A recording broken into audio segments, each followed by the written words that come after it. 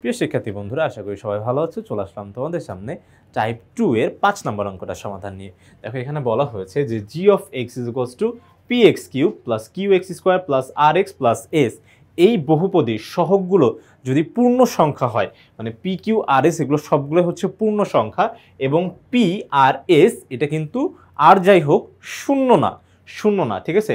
এটা যদি হয়ে থাকে তাহলে তোমার x - 1 বহুপদীটির একটি উৎপাদক। বলছে x-1 তোমার বহুপদীটির একটি উৎপাদক। আচ্ছা, উৎপাদক হওয়ার প্রধান শর্ত কি? যে ভাইয়া একটা তোমার হচ্ছে রাশি বা চলক বা সংখ্যা যদি উৎপাদক হতেই হয় কোন একটা পার্টিকুলার বা নির্দিষ্ট একটা সংখ্যা বা তোমার হচ্ছে চলকের, তাহলে সেক্ষেত্রে ওইটাকে অবশ্যই ওই সংখ্যাটা দ্বারা যদি আমি ভাগ করি তাহলে সেক্ষেত্রে ভাগশেষটা হতে হবে শূন্য। ভাগফল যাই হোক না কেন ভাগশেষ হতে হবে শূন্য, ঠিক আছে। তাহলে সেক্ষেত্রে এটা যেহেতু একটা উৎপাদক তার মানে এইটা দিয়ে যদি আমি যে x-1 দিয়ে যদি আমি হচ্ছে এই যে উপরের বহুপদীটাকে ভাগ করি তাহলে ভাগশেষটা অবশ্যই কি হতে হবে?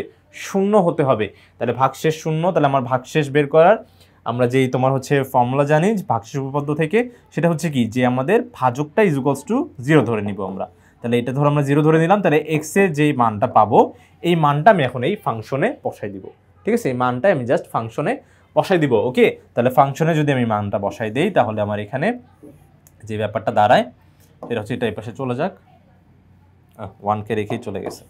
যাই হোক, তোমার হচ্ছে এটা ইজ ইকুয়ালস টু 1। তাহলে এই যে দেখো তোমার g অফ x এর জায়গায় কত দিব বলো তো? 1 দিব, ঠিক আছে, 1 দিব। তাহলে 1 দিলে আমার মনে হয় হচ্ছে যে তোমার এটা চলে আসবে, এটা ইজ ইকুয়ালস টু 0, এটা কিন্তু চলে আসবে ব্যাপারটা।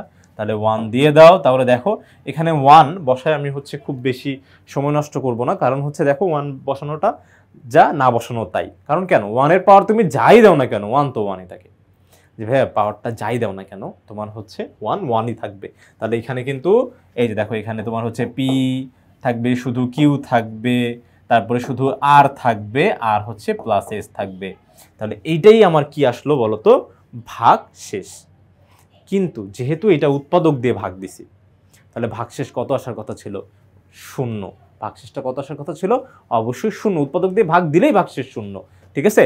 তাহলে সেই ক্ষেত্রে আমরা এটা ইজ ইকুয়ালস টু সরাসরি যেখানে বলে দিতে পারি এই যে তোমার হচ্ছে p plus q plus r plus s is equals to 0, ঠিক আছে। তাহলে এটাই হবে হচ্ছে আমাদের কাঙ্ক্ষিত উত্তর, যেটা দেখানো হয়ে গেল।